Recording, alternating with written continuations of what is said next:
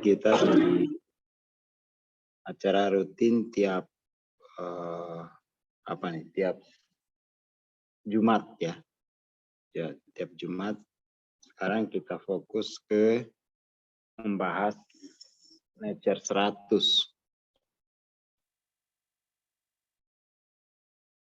Jadi saya kira kita sudah ini ya, sama-sama tahu, setidak-tidaknya tahu secara ilmu bahwa dalam peta kesadaran, ya, dalam peta kesadaran pada akhirnya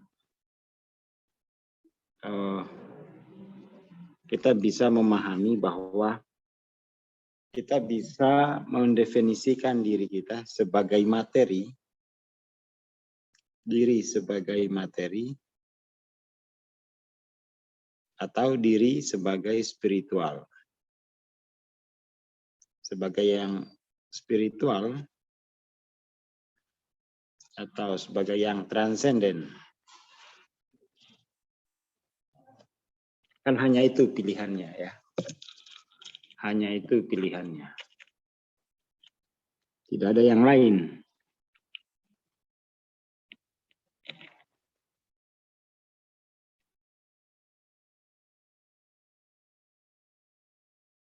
Nah,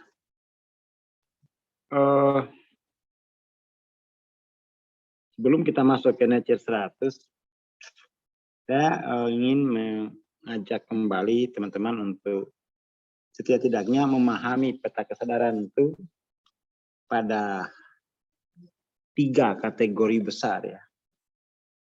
Jadi dari pengalaman memahami, mempelajari peta kesadaran, saya kira ada 3 catatan saya tentang peta kesadaran itu. Pertama, menunjukkan potensi ya yang ada dalam diri manusia ya. Menunjukkan potensi yang ada dalam diri mas kita ya, yang ada dalam diri. Kan jelas ya potensi kita. Kedua, kemudian dia bisa menjelaskan kegunaan ya. Kegunaan dari potensi-potensi yang ada tadi. Dia bisa terjelaskan kegunaannya. Yang ketiga juga bisa menjelaskan tahapan ya. Tahapan.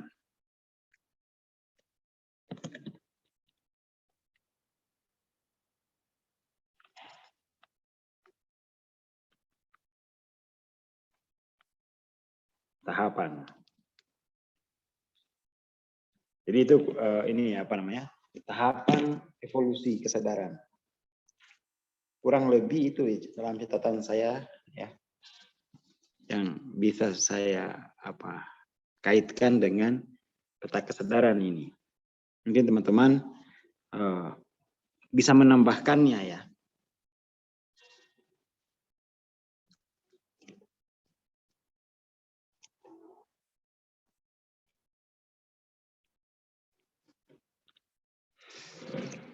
Oke. Jika diri sebagai materi, artinya kan diri itu adalah tubuh, ya kan? Diri adalah tubuh.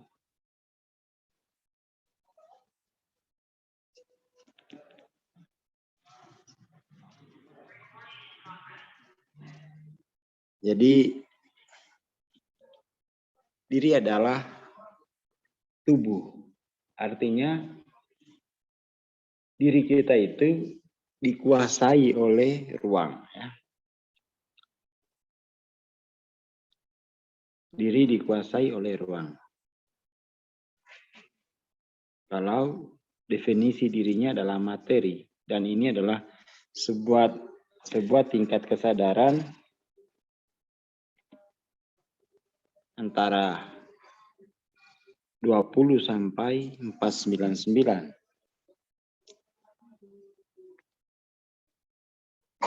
Seperti itu.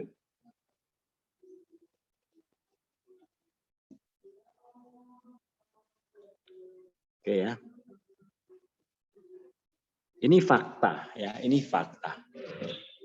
Tetapi kan sebenarnya fakta bahwa diri dalam materi itu, dalam ruang itu kan fakta indrawi saja.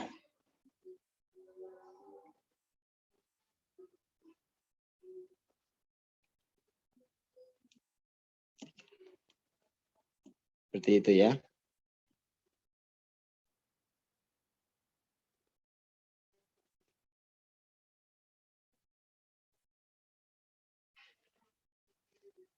Jadi sama seperti kalau kita menggunakan fakta indrawi seolah-olah yang naik turun itu kan matahari, ya kan?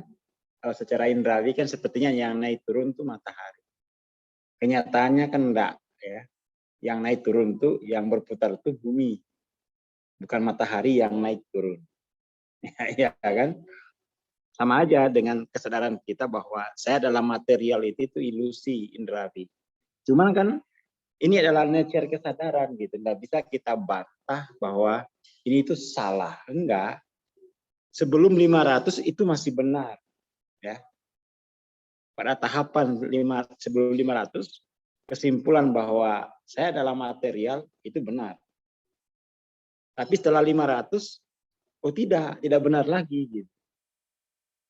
Ya, itu yang disebut dengan truth. Ya, truth itu kebenaran paradigmatik. Jadi kalau memahami bahwa diri kita itu materi, maka kita bisa bayangkan, kita bisa imajinasikan bahwa diri yang materi ini kan memiliki tingkat ketergantungan pada banyak hal, ya kan? Karena kenapa? Ketika kita nggak bisa tumbuh, jadi nggak bisa menumbuhkan buah anggur untuk dimakan, ya kan? Ketika kita itu nggak bisa tumbuh labu, padahal itu kan energi yang dibutuhkan secara material untuk bertahan hidup kan? Artinya di situ kalau diri kita material itu sangat tergantung pada hal-hal ya sifatnya di luar diri kita. Oke ya. Dari situ tuh kita bisa melihat dari mana sumber ketakutan itu, ancaman. Ancaman itu terkait dengan, atau ketakutan itu terkait dengan kemampuan kita untuk menguasai, kemampuan kita untuk mendapatkan sumber daya untuk bertahan hidup. Ketakutan itu kan berangkat dari itu. Kalau kita bisa menguasai, maka nggak akan ada ketakutan.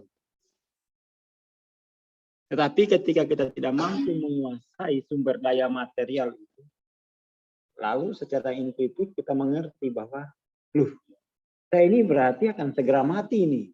Ya, toh? Karena kenapa? Ya tadi itu. Di ketika kita ini tidak bisa tumbuh buah pepaya. Itu ya. Dan itu memang ketakutan itu menjadi salah satu energi, ya motivasi paling kuat ya. Seperti itu. Ya, ini ada Mbak Yasani, Nature 80. 80 itu nanti dulu ya. 80 itu berangkat dari Nature 100 ini dulu gitu ya. Lama-lama kan akhirnya kita hanya melihat bahwa salah satu sumber daya yang kita miliki untuk bertahan hidup itu kan anggota tubuh kita, ya toh? Ya, kan hanya itu. Kegunaannya kan hanya itu. Makanya dari 100 itu nanti kita akan bahas berikutnya ini turun ke 95, apa yang berkurang dari potensi pada tubuh kita. Kan begitu. Ya kan?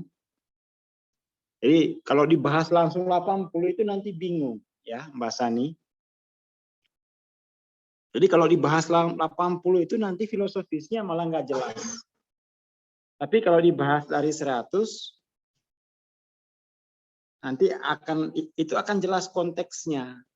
Kenapa?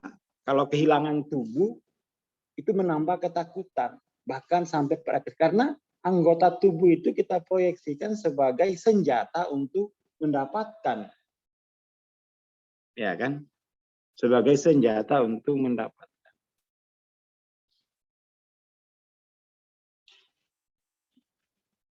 Seperti itu. Jadi rasa takut itu terkait dengan insting kita untuk bertahan hidup. Insting untuk bertahan hidup. Selama definisi diri kita adalah material, maka fear and desire itu menjadi motivasi yang paling kuat. Motivasi yang paling kuat.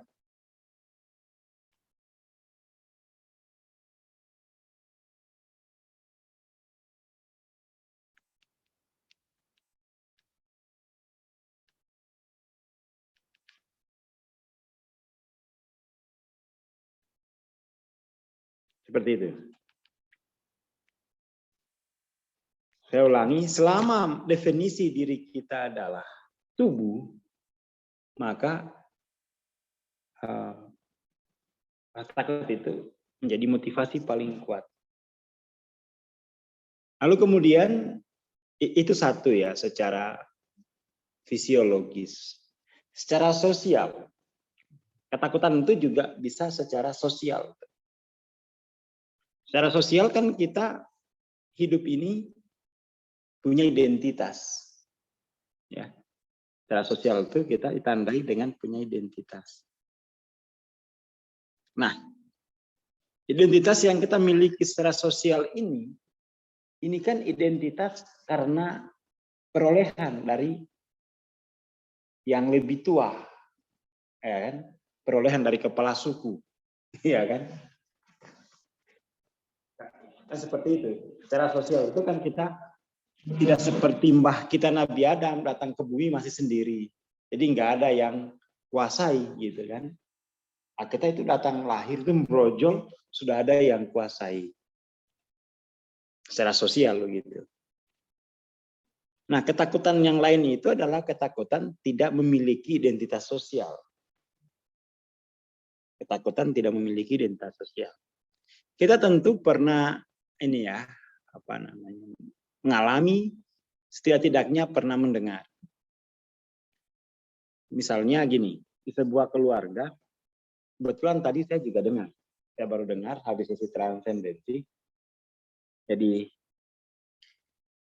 dalam masyarakat itu kan budaya pengasuhannya, parentingnya itu kan paling enggak 3 ya. Culture shame,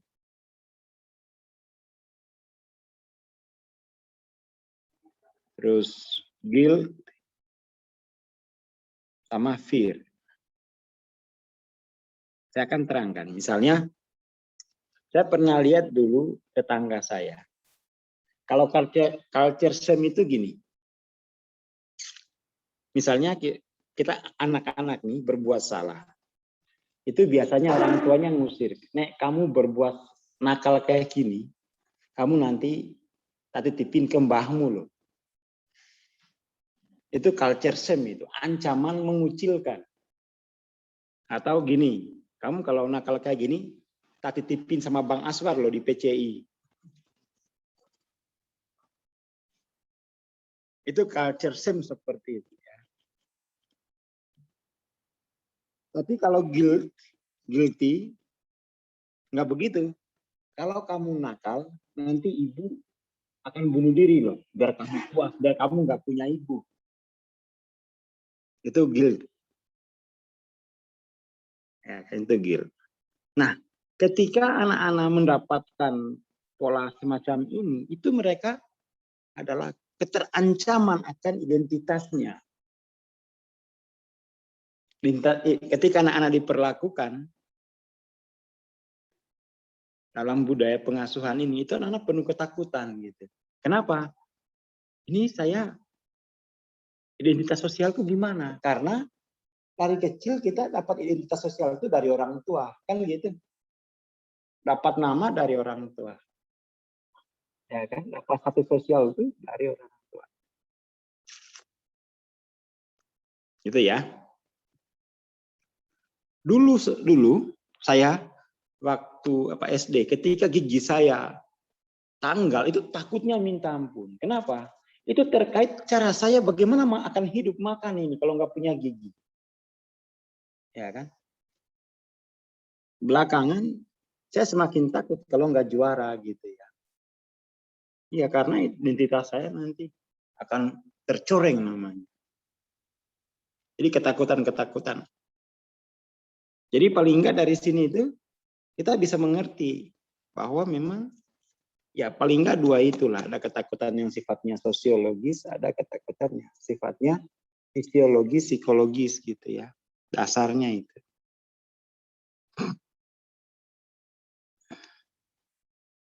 Dan semua ketakutan itu tidak ada obatnya. Tidak ada obatnya kecuali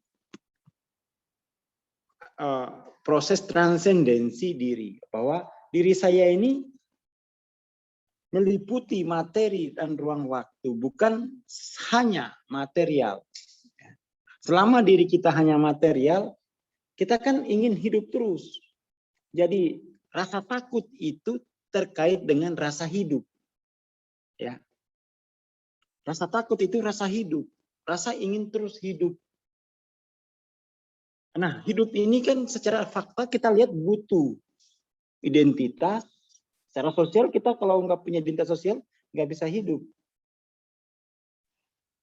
Masyarakat kita memberi kita kehidupan itu dengan memberi identitas, ya kan? Harus diberi identitas biar dia bisa hidup secara sosial. Kalau nggak ada identitasnya nggak bisa hidup itu. Dan kita butuh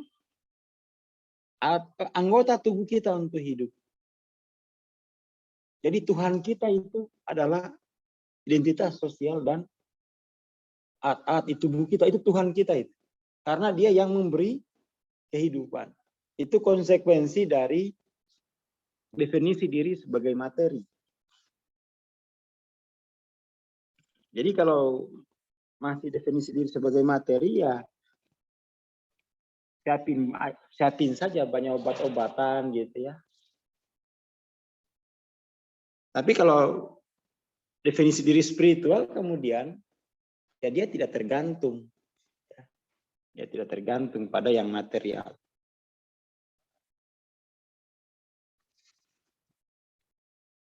Jadi kita kembali lagi ke persoalan dasarnya ya. Persoalan dasarnya adalah satu, ketakutan itu punya aspek spiritual. Punya aspek spiritual.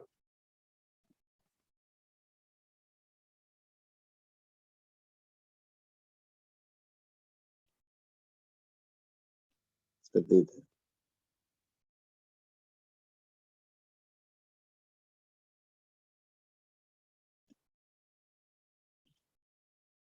Yang kedua dia punya aspek fisiologis. Terus punya aspek sosial. Dan lengkap semua itu ketakutan. Nah, yang di bawah 100 itu ketakutan terkait dengan hal-hal yang sifatnya fisiologis ya.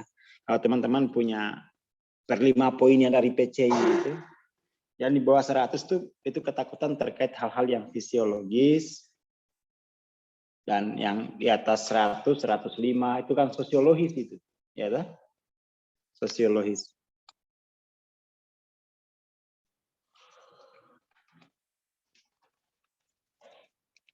Seperti itu.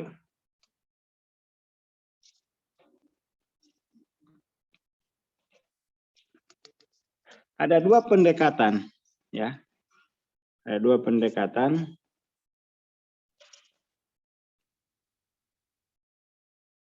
Ya kita kemudian tuh mau nggak mau harus adaptasi gitu ya. Tapi kalau hanya sekedar adaptasi secara sosial, ya akar ketakutannya itu tidak akan hilang gitu ya.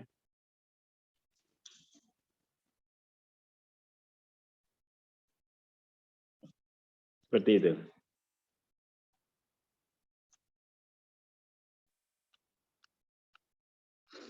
Jadi selama ini mungkin kita hanya merawat ketakutan itu, ya, merawat, tidak betul-betul melampauinya. Kita mungkin kerja itu hanya untuk merawat ketakutan, ya. Cari pasangan itu untuk merawat ketakutan. Ya kan, minum obat itu saya kira untuk merawat ketakutan. Tapi kita tidak benar-benar melampauinya. Jadi ketakutan itu udah kayak anak, ya, dirawat kalau besar masuk kuliah. Disekolahin. Ya. Ketakutan kok dirawat gitu ya. Dia dilampaui. Tapi pendekatan merawat ketakutan itu sifatnya survive adaptif saja gitu. Survive adaptif.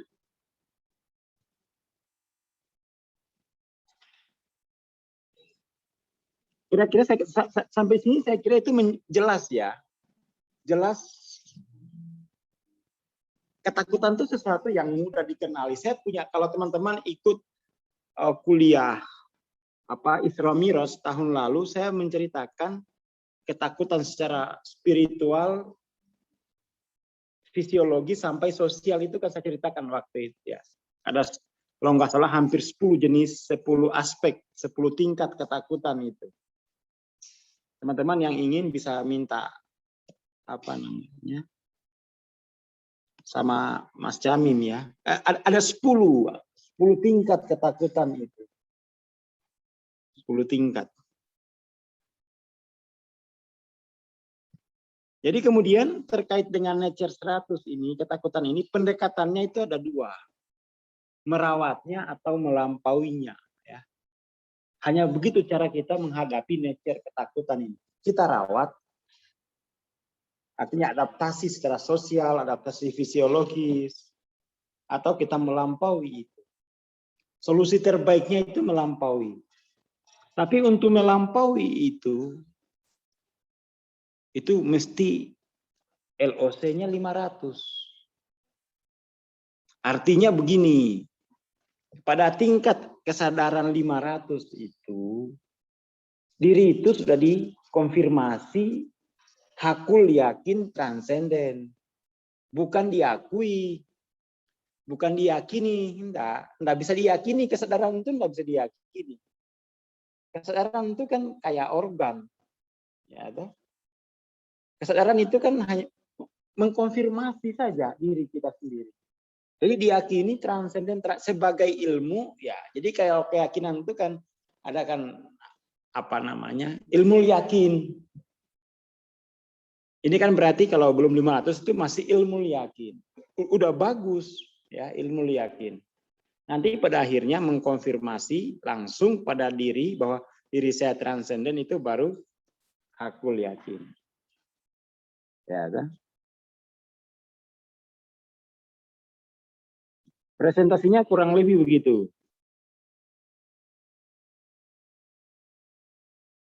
Ya. Presentasi soal ketakutan seperti itu. Kalau teman-teman saya ingatkan, kalau teman-teman yang punya kalibrasi per 5 poin itu jelas ya. Di bawah 100 itu fisiologis, tuh, ketakutan terkait dengan berkurangnya alat anggota tubuh kita gitu ya. Kalau yang di atas 100 itu sosiologis. Saya kira itu. Terima kasih. Mungkin ada tanya jawab sedikit atau mungkin teman-teman mau nambahin, silakanlah. Silakan. Terima kasih. Assalamualaikum warahmatullahi wabarakatuh. Kita baca kolom komen ya.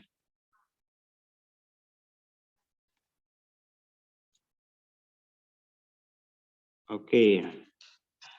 Kalau teman-teman nyari tips Itu bisa baca di Halo Dokter, itu banyak tips tentang ini ya. Cara merawat ketakutan gitu. Banyak di majalah-majalah kesehatan. Nggak usah kuliah kalau cari tips. Ya ini kan kita menerangkan dasar ilmunya kan begitu ya. Oh, ketakutan itu. Ya kan. Jadi tipsnya kalau ketakutan ya berarti apa tipsnya? Nggak ada tipsnya. Itu kan terkait dengan kemampuan diri kita. Kemampuan diri kita untuk survive secara material maupun secara sosial. Tipsnya adalah ya harus terpenuhi kebutuhan itu. Ya kan? Ketakutan itu kan terkait dengan bahwa lingkungan itu mengancam, kemampuan diri saya lemah, itu kan dasarnya. Jadi tipsnya biar tidak takut di ketemu penjahat, latihan tinju ya. Besarin ototnya. Jadi kalau lihat penjahat itu penjahatnya jiper. Nah, itu tipsnya. Kalau terkait dengan fisik, kemampuan fisik. Kalau misalnya sesek, sesek itu apa ya? Asma kah? Napas. Tipsnya banyak latihan renang biar otot paru-parunya kuat gitu ya. Itu hal-hal yang sifatnya perawatannya itu begitu. Tapi kalau secara spiritual mesti transformasi spiritual sampai minimal LOC 500. Baru itu rasa takut itu terlampaui. Kenapa terlampaui? Karena dirinya sudah transenden. Tidak tergantung lagi pada hal-hal yang material. Tapi meliputi yang material. Gitu ya.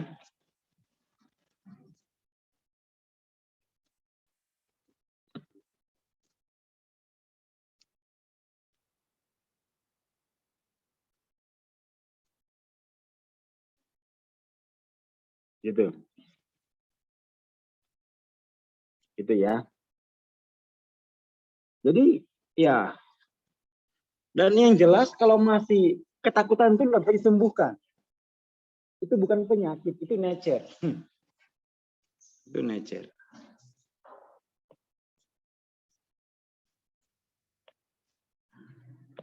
Oke, mungkin ada yang lain. Mas Sugert Kak, kalau was nggak ngerti saya, kita nggak melakukan diagnosis. Nanti ke dokter kalau apa atau ke dokter saja. Ini kan soal diagnosis ini ya, Kak Lestari. Ini kalau diagnosis itu ke dokter. Kita nggak melakukan diagnosis di sini. Di sini kita kuliahnya itu kuliah yang sifatnya itu perluasan konteks kesadaran gitu ya, bukan praktek pengobatan. Bukan praktek pengobatan. Jadi kita nggak bisa melakukan diagnosis. Atau paling tidak nggak ada diagnosis. Ya. Rasa takut sangat mendominasi karena ya itu nature-nya ya. Ya itu karena secara spiritual kita masih mengkonfirmasi diri secara materi kan gitu. Dan itu tidak ada obatnya.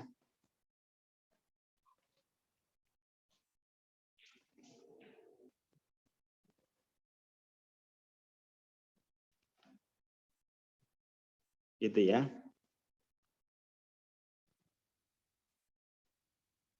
Apalagi kira-kira?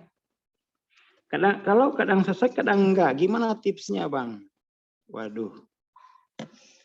Jadi bingung nih, kadang sesek, kadang enggak. Berarti tidur aja. Banyakin tidur, Kak.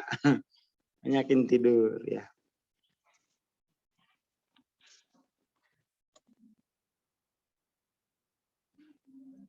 Oh, ini apa nih? Aversi melindungi atraksi kalah atau rugi. Itu kan ini ya. Oh, ini yang pertanyaan Mas Didi ini kan pertanyaan dari buku TLOC ya. Aversi melindungi. Jadi ya Ini kan mudah ya. Aversi itu terdorong untuk melindungi, iyalah. Kalau makanan kita hanya 2 kilo, beras kita hanya 2 kilo, atau ikan kita hanya 1 ekor untuk hari itu, mungkin kepalanya saja itu enggak ikhlas kita diberi ke kucing. Itu kan maksudnya ya. Itu kan maksudnya. Jadi melindungi, ya terdorong untuk melindungi.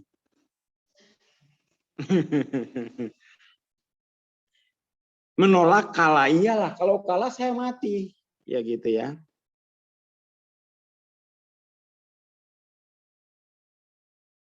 Itu ya untuk Bang Didi, maksudnya itu. Itu mudah sekali ya. Aversi itu artinya kita cenderung untuk melindungi dan menolak jangan sampai kalah. Contohnya tadi, ikan kita ini hanya tinggal 1 ekor untuk hari ini. Saya kira tulangnya aja itu kita nggak sudi tuh, sampai dimakan kucing tulangnya.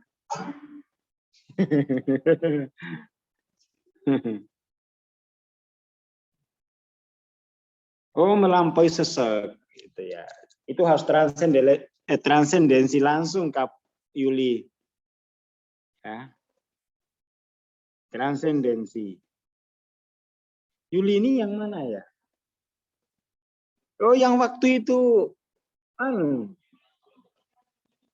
oh, ini pasangannya Kang Mislan. Walah, transendensi lagi apa datang di rumah ilmu kok.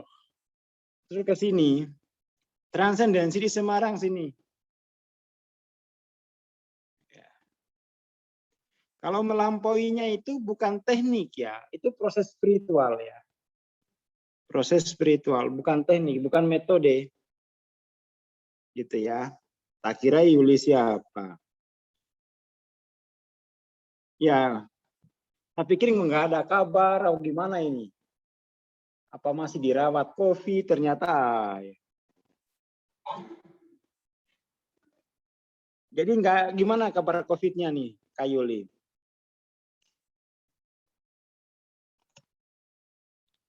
Masih minum obat nggak kalau tidur?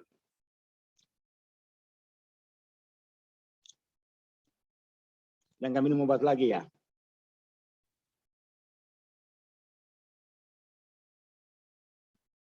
Oke lah ya. Udah enggak Bang, alhamdulillah. Ya transendensi lagi kalau ke sini lagi ke sini. Kalau sesi Zoom ini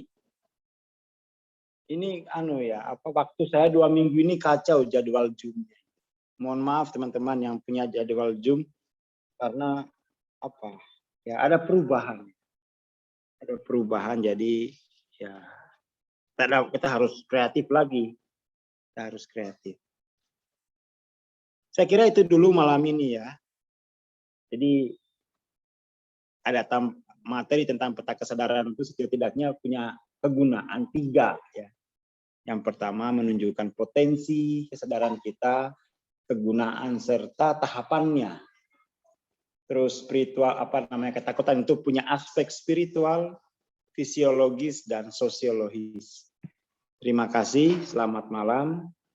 Assalamualaikum warahmatullahi wabarakatuh. Waalaikumsalam. Terima kasih Bang Aswar. Sampai ketemu minggu depan. Sahabat kelas, kita akhiri kelas kita malam ini sampai di sini. Double dulu. Porsi double ya. Terima kasih.